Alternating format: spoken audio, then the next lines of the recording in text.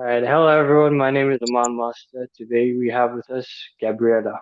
So, Gabriela, can you tell us a little bit about yourself and your current role? Sure. Starting off backwards, my current role is science lab tech, but I actually act more as a teacher assistant than a lab tech, as we know. So I am a bachelor in science from my home country. I also have a diploma in clinical analysis. And once I got to Canada, I went to Centennial and I did biotech. And right off the graduation, a couple of months after, like 2 months after, I got my first job in Canada in the field, which was in a food lab, an actual lab, as we know, a microbiology food lab. And a couple of months after, I was in the Canadian labor market. I got the option of switching over to an institution, an educational institution, which was a surprise to me. And it's where I am today. So, what inspired you to pursue the education route rather than the corporate route? Okay. So my whole life, I worked with the corporate route. Um, it's a good route to work on, but it's very stressful. And right now, I have two kids. So I have a 7 year old and I have a 5 month old baby. And I did had at the time when I switched over to the educational route, I did have an idea of having another child. So I was looking for something where the hours are more flexible, where I could also have more time with my kid. And in the industry, it's kind of hard for us to get that, right? Especially when we're starting, and I was starting my career here. So I started looking for other places which would give me more flexibility and recognize more the talents I had. And I've always liked to pass on my knowledge, like to teach people how to do things, not specifically in a school, but I always like to pass on what I knew. And it's funny because I never thought of myself in a school because I come from a teacher family, and I always told my parents I'm never going to be a teacher. And here I am today biting my tongue because I'm kind of like a teacher. So I think what most inspired me was to look for something that was more family oriented since I had a family and I had a child who needed me more than I could give him when I was working in industry. To respect to teachers, it's not an easy job. Yeah. So, did your time at Centennial influence you to make a career decision, or just this primarily having No, kids it, and it did. It did. My time at Centennial did. So during the program, we got exposed to many things, mostly industry wise. But once I got to the co op part, I got one co op, which was in the industry. It was with ELC, as the Lauder Company. It was a great co op, but like I said, it was very rushed. It's a great company, but for me that has a child to do that on a daily basis, it's something that I didn't see myself in. And on the second term of my co-op, I got offered the opportunity to work in an educational institution, which was inside Centennial. So my co-op was in the chem lab. And I liked what I did in the chem lab because I got to do the behind the scenes of what the teachers do, teaching the practical stuff in the labs. So I got to prepare the labs, I got to clean out the labs, I got to see what they were teaching and how they were teaching. And many times, myself as well as the other co-ops, we got to help. And I liked helping. I liked, being able to sit with someone else and see, no, this is how you use an HPLC machine. This is how you use a spectrophotometer, and this is how you do this or how you do that, and exchange that information also bring what I knew. And since Centennial is, you know, it's a graduation level of things, you have people all over the world. So you bring your knowledge and they bring their knowledge, and you end up learning more in exchanging that. And in me, something just came up like a firework or, like that little warm, fuzzy feeling like this is what I want to do actually. So I should look for jobs more like this. And that's when I started actually looking. so I'm sure that was a memorable experience for you, and your chem professor must have been one of your favorite professors. So apart from that, are there any other memorable experiences and professors you'd like to share? Um, well, that was in Canada. That was my major influence, right? The professors I had at Centennial were good professors, and I got to work with them on my co-op. So I got to see like the non-professor side of them, the human side, I say of them, right? And it kind of brought me back to my parents because in the classrooms and in the school when I was growing up, I saw my parents one way, and at home they were different. So I kind of like associated things. And in my home country, when I first started working, I started off in a research lab in the university. So I also had professors there influence me. And not only were they researchers in the lab, they were also teachers in other academic courses. And they were also mothers and fathers, and they had their own lives on the side, and they juggled all of that and they were able to do it. So I guess that also was always in the back of my mind as a little inspiration. Mhm. Were there any challenges you faced when you transitioned from recent graduates to your first job? I'd say that the most challenging thing for me was being questioned, why don't you have more Canadian experience? That was what usually like hit me. And I'm like, but I do have experience. But it's not that they don't care the experience you have from back home. It's just that they need to know you have the ethics of the Canadian workplace. So I say that when I got the references from the teachers at the college and from my managers at ELC when I did the co-op, that actually reflected way more than just my resume. When they got those letters, when they got those indications, they finally like bowed to my knowledge and my experience. Said, no, this person is really worth it. She knows, she understands. She's not just saying it. There's something to prove. There's people that support her. Hmm. So I think that that's the major impact we have, not having enough experience in our fields when we first graduate. And also after COVID, I see many companies are kind of scared of hiring students right off. Maybe because they lost a lot during COVID, they had to lay a lot of people off. So I think they're a little bit playing on the safe side. So just imagine you're a fresh graduate, like you're back at that day, you just graduated. Like, what was your thought process when it came to pursuing? What I thought about it, Yeah, like your exact thought process. Like you're fresh out of you just graduated, and I want to apply to a job. Like, what was your thought process? well, I started applying for jobs before I graduated. Okay, okay, So okay. I'm a very anxious person by nature, Yeah. and I never wait for the time you're supposed to wait. I always do things beforehand, kind of like Mhm. my downside. So as soon as I finished the co-op, before I even got a clear to graduate, before I had the diploma in my hand, I was already applying. So I was applying on LinkedIn, I was applying on the job bank, I was applying in other work searches.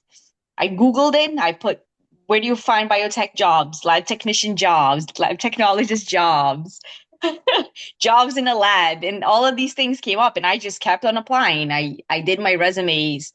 I think I have over 20 different kinds of resumes because I did it position wise and I kept, this can be better here. I can remove this. They don't need to know about that, and then I send it off. I even sent curriculums and resumes to Quebec, and I don't speak any French at all. But hey, I gave it a try. Let's go. Let's send it.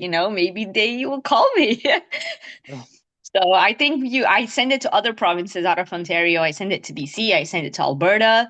So I just put myself out there for whatever was to come. Mhm. That's great advice for our current students as well. Just put yourself out there. Just try whatever Yeah. you can try. I mean, I have a friend that graduated with me at Centennial, and he used to tell us all the time when we used to do group projects, you already have the no. If you get a yes, you're in luck. So why not do it? Right? We already have the Exactly. no. You're not going to Mhm. lose anything by applying, but you can gain a lot of stuff. So why Okay. not? Right, right. So, walk me through your day as a lab technician. What's the first Okay. thing you do? Okay, so currently at the institution I'm at, it's an all girls private boarding school. Um, and like I said, I am a lab tech, but I work more as a teacher's assistant. So I work with the science department exclusively, and I do all sciences from grades 9 to 12, so high school years. Generally, I get to the lab and then I check what classes have what experiments to do. So that changes very rapidly. Sometimes the teacher plans something and then gets to that day, and then I don't know, something else ends up. The school has a different thing going on because they have a lot of events, and then an event pops up, and there's not going to be enough time to do that experiment. Can we do this? And then I have to hustle and grab stuff and do that. And sometimes I tell them, we don't have time to do the experiment, but we can do a mini version of it, or we can do a different one that's related to the theme. So my day to day is getting there, checking what we have to do, organizing the carts, organizing the labs. And if things change, you have to rapidly adapt yourself. So you have to have that flexibility within yourself as well. So when I do plan the labs, because I plan the labs with the teachers, I always give them plan A and plan B. Plan A is always the extended version.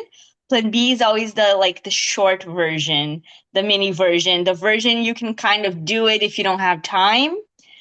It also depends the class. We have classes that are stronger than others. So depending the group I'm working with, I'll do the experiment accordingly. Some groups you can just leave the stuff out in the front, they'll go get it, they'll do it, they'll clean up. It's good. You just kind of like check on them, see if they're doing it correctly, run through the procedure. Other classes you have to read the whole procedure, do a slideshow, explain, show videos, do a demonstration. So it really depends on who I'm working with, what teacher, what class, the time I have on my hands as well. We are two technicians, so I take care of 9 to 12, and my partner takes care of the middle school years, so grade 6 to 8. But sometimes they need help on that side because kids are a little more wacky than the high school ones. They're still a little immature, so then I run over there and give her a hand as well. Or would you say it's more challenging to work with middle school students rather than high school students?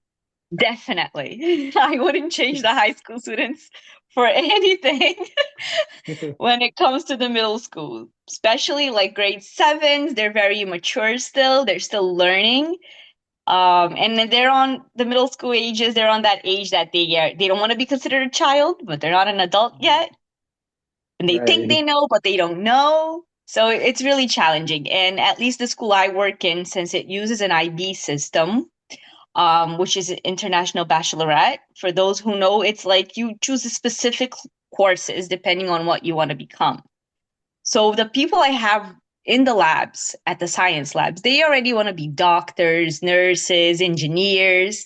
They know where they're going, right? So they have like this mindset already that I need to learn this because I need to get in the best universities, in the best colleges, to get into the best courses, the best programs.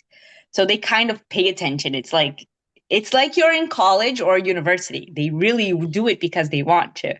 Whereas in middle school, they're kind of like, I don't know what I want to become still. So they kind of play around. They don't listen. It's more challenging. Middle school is more challenging.